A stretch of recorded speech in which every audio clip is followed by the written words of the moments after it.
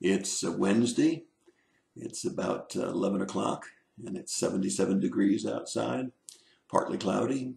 Going to be a nice day. And I have an opportunity this weekend to speak for a local church. First Baptist Church of Landrum had their pastor resign, and they have asked me if I would speak this coming Sunday. I've been preparing two messages, Sunday morning and Sunday evening. Been a long time since I've had to prepare two messages for a full half-hour service of preaching, and I'm looking forward to it.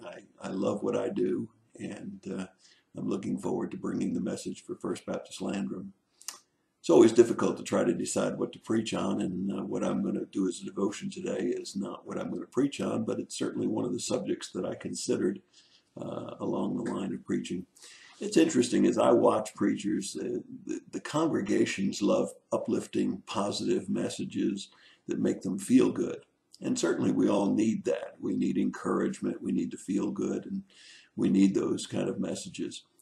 And people typically don't like to be preached to about wrath and judgment and doing better than what we're doing. And yet we need that too. All of us are works in progress, and we need to improve our Christian walks. And perhaps one of the most difficult areas of all of the areas of trying to improve in is our speech. Oh, I don't mean the English that we use, and I don't think a lot of people struggle with vulgarity and cursing and so on, but just how we use the tongue. Proverbs chapter 15 has a wonderful, wonderful passage of scripture. It says, "A gentle answer turns away wrath, and a harsh word stirs up anger. The tongue of the wise makes knowledge acceptable, but the mouth of a fool spouts folly. The eyes of the Lord are in every place, watching the evil and the good. A soothing tongue is a tree of life, but a perversion in it crushes the spirit." Isn't that true? We have people that use words in a right way, a gentle answer instead of an argumentative answer, in the stores, with a mate, with children.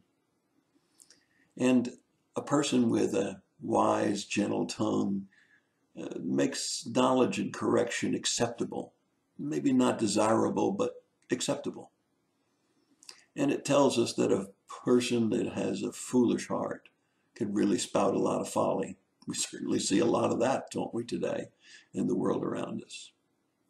And we're reminded in verse 3 that the eyes of the Lord are in every place. He's watching both the evil and the good, how we use our tongue, how we use our speech.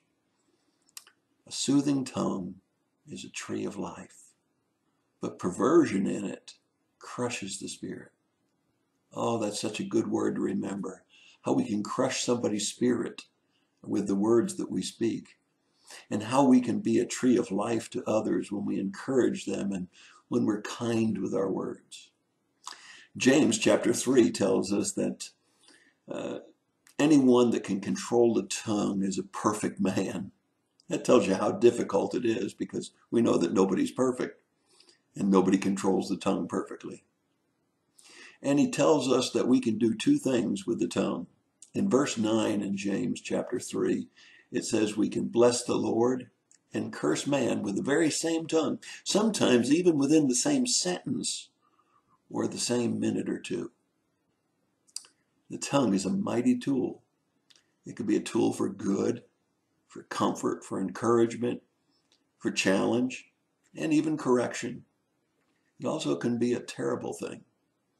So let's all work today on thinking today through the day about pausing before we speak and saying, is this edifying? Will this glorify the Lord? Will this be a tree of life, or will this be a crush of the spirit to whom I'm speaking? And when we receive a harsh word back, or when we receive a harsh word at all, remember that a gentle answer will turn away wrath. It's a good word for today, I think. It's probably something that we work on every day if we really were honest about it. in order to be more like Christ. So let's be careful with our tongue. Let's be careful with our speech. And let's be sure we turn away wrath with our tongue. And let's be sure that our tongue becomes an encouragement, a blessing, not only to the Lord, but to those around us, and not a curse, and not crushing spirits. God bless you and have a wonderful day. Speak wisely today.